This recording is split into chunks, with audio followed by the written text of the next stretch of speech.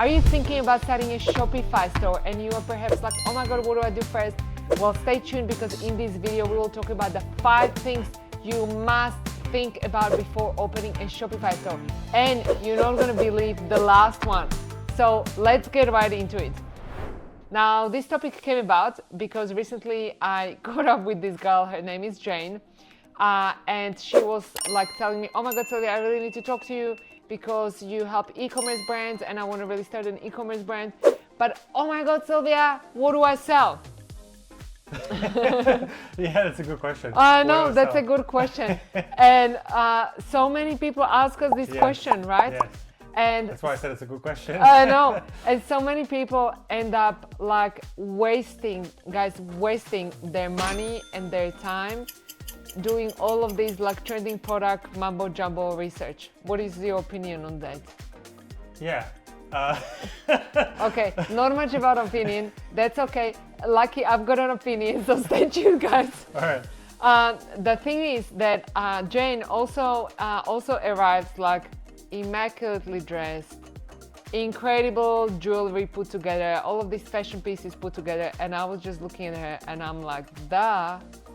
Like, you are doing all of this research and trending products, drop shipping stuff, yet all of this, you're clearly like a selling, walking icon.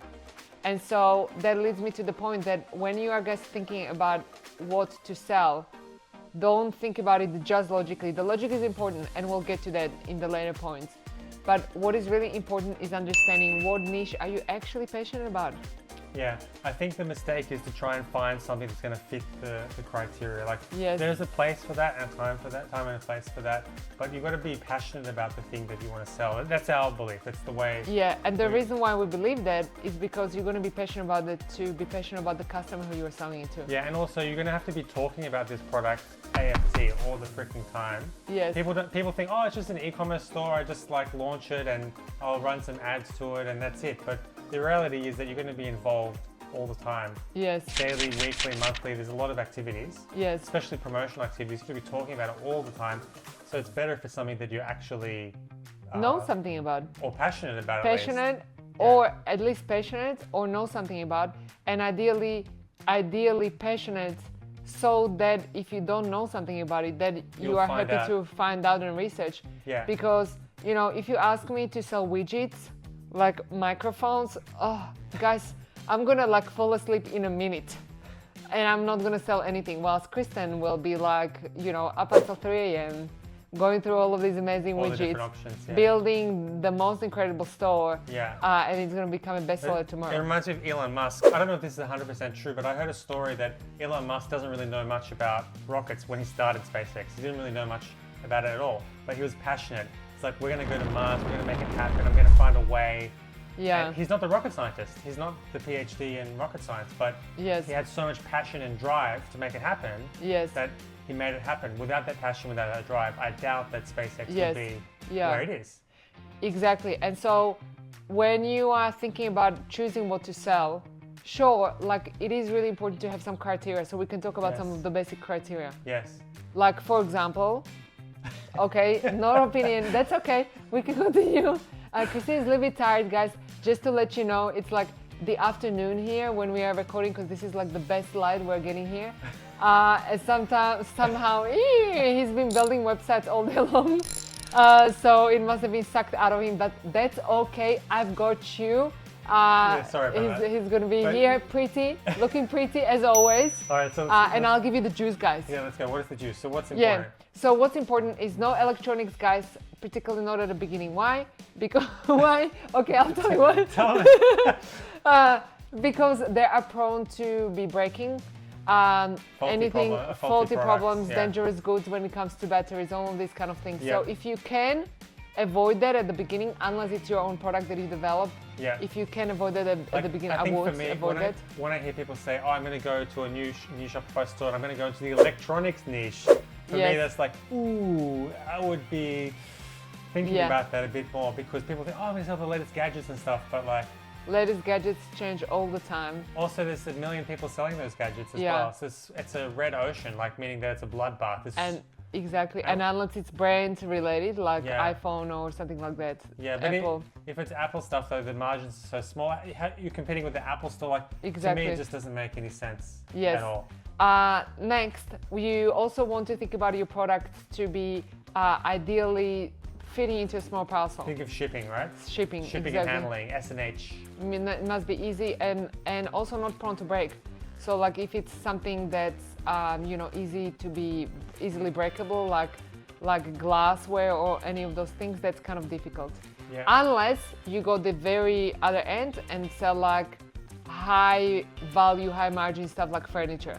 Yeah. If you're selling furniture, then that's okay to be bulky and a little bit of breakage and all that stuff, because there's a really, really high margin and you're going for crazy high average order values. But for most people, that's not the case, and so then I would stick to something that's rather smaller, not too bulky, easy to ship.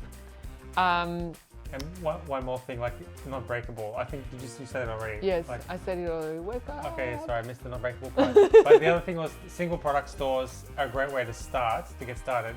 But ideally, you want to have something that can morph into something more than just a single product, a brand with their collection or curation of products. And so complementary products that go with each other. Yes, exactly. And I'm sure you read the script of the outline of this video because we will talk about these things. But yeah, that's a very no, that's okay, honey. That's okay. You're doing great. So one of the really important things is also sizes. Yes. Yes.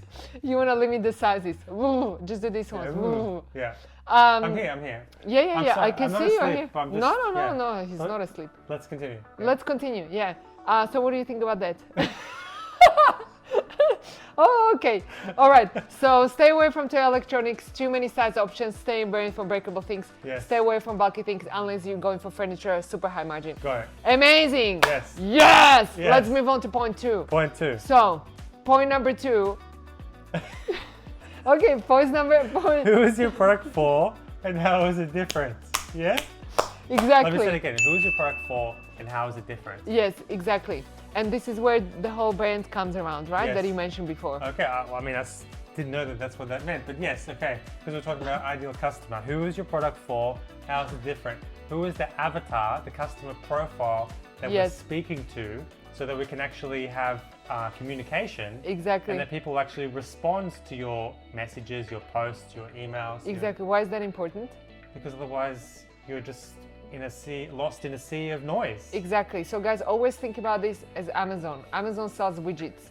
That's why those of you guys who are selling on Amazon or are thinking about marketplaces, they just sell widgets, right? Your widget is right next to the other widget. So often from platforms like Amazon, you get the alert, hey, your competitors are selling this for 2 cents cheaper. For 2 cents cheaper, go cheaper. Airbnb, by the way, does this too. On some of the properties that we had listed on Airbnb, it was like, oh, your competitors in your area are selling this for 33% cheaper, offer a weekend deal, whatever. Yeah. So that you just race to the bottom. Yeah. Once you understand who your ideal customer is, that's when you stop selling widgets. And you are going, okay, I'm servicing this specific customer. These are the pain points that I'm solving. This is what they really, really want. And let me serve them with something that they really want. Position yourself at the higher premium end of the scale. Create a brand around that. Exactly. And what my brand stands for is we stand for these things and we stand against those things. Exactly. And that's where the multiple products come into place, right? Because that's when you really are serving that one ideal customer, and we'll talk a little bit more about why that is important when it comes to money. Yes. But your ideal customer, essentially, you want to get away from just selling widgets. Yes. Widgets meaning just like mechanical things or just objects. Because commodities. Objects, exactly. Always become commodities, and then commodity, the only thinking about it is the price point. It's like, oh, am I buying this or this? Oh, these are, this $5 difference. Let me go to the cheaper thing because I'm just buying the product. Once you start selling emotions and you start serving the right customer, it's going to be price, because we believe price is just an illusion. Yes. And the brand has so much power, and we'll get to that soon. Exactly. Amazing. Yes. So point number 2 done. Yes. Great. Point number 3, you guys must must think about before you start a Shopify store is the money, the moolah, the whatever you're going to want to call it. Dinero, love, they call it love in Europe. Cashola. Kiesh. Anyway, let's move on. So you need to think about the profit. How are you going to think about the profit? Just start understanding the numbers a little bit, please. Because most business owners we meet, when I ask them, so how are you pricing that, how are you going to make money? And guys, this is no kidding. Like 9 out of 10 people will tell me, and I've spoke to all of these people, I'm not like making this up. Oh, okay, yeah, I'm gonna make a lot of money because I've got, this is something on the phone, because I've got, they always say 2.5 markup. I've heard this word so many times. I've got 2.5 markup. This is really good. I'm selling this for this much, and I'm buying it for this much, selling for this much. So an example, like I buy for what, $20? Yeah, like I'll give you guys an example of a real product that we put on the market, knife sharpener, that we sourced for $2.50. We were selling it for, this was a private label, so we manufactured it. We were selling it for $35.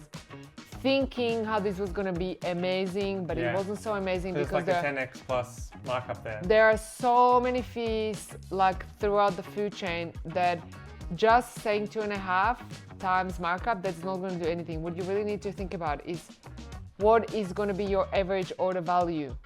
This is where the multiple products come into place, right? Yes. Like if you have 2.5 times markup, but your product is $4 and you're selling it for $16, not gonna make money. We talked about average order value a lot in this video here, so go and check that out because I think people make a huge mistake of selling things for too cheap and it's gonna be impossible to make money. Yeah. We'll talk about it in more detail there, check that out. Yeah.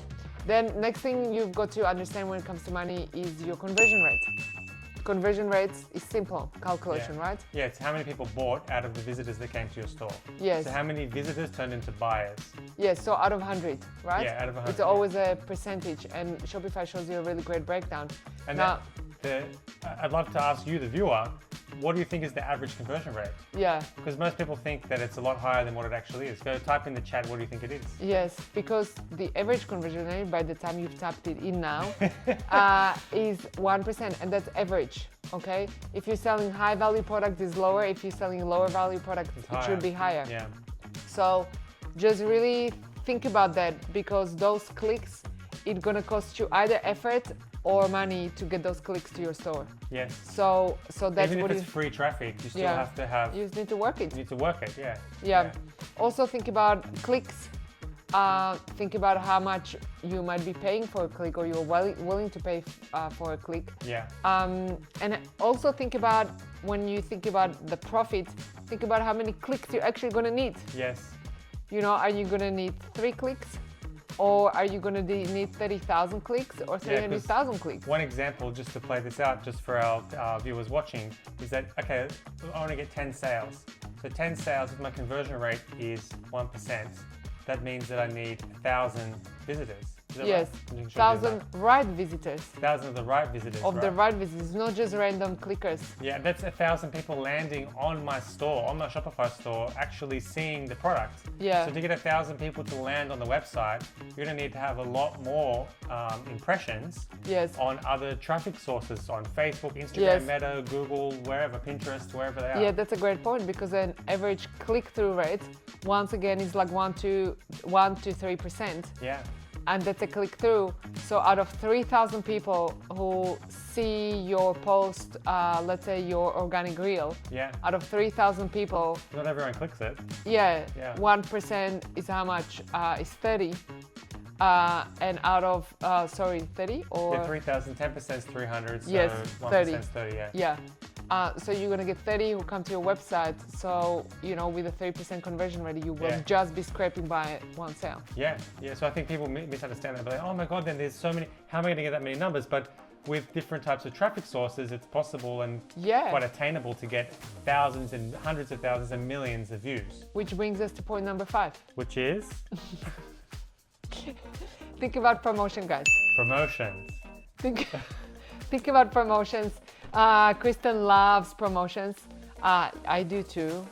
Everybody does, and if you don't love promotions, find a way how to love it. And you're talking here about not a promotion of like a sale, but you're talking about a promotion of actually... Yes, promoting your product. Sometimes people get confused, right? That's true. Promotion, yeah, we're going on sale. We're doing No, BOGO. that's not a promotion. We're doing buy one, get one. We're doing... Yeah, that's not what I meant. Yeah, we're talking about an actual like campaign. Actually promoting your the store, products. finding the groups of people who are your ideal customers to get them to visit your store, because most business owners, before they start a Shopify store, they think that I'm gonna open a Shopify store and then people just magically come. Ta-da! Yeah, I mean... Hey family, friends and family, I've opened a store, and then friends tell friends and friends tell friends. No guys, like... I think people think it's like a market as well, like Yes. a store, like a fair where that there is a natural foot traffic coming by. Naturally, people will just stumble upon your Yeah. new Shopify store. Maybe Shopify will put it on some online thing and feature your store, but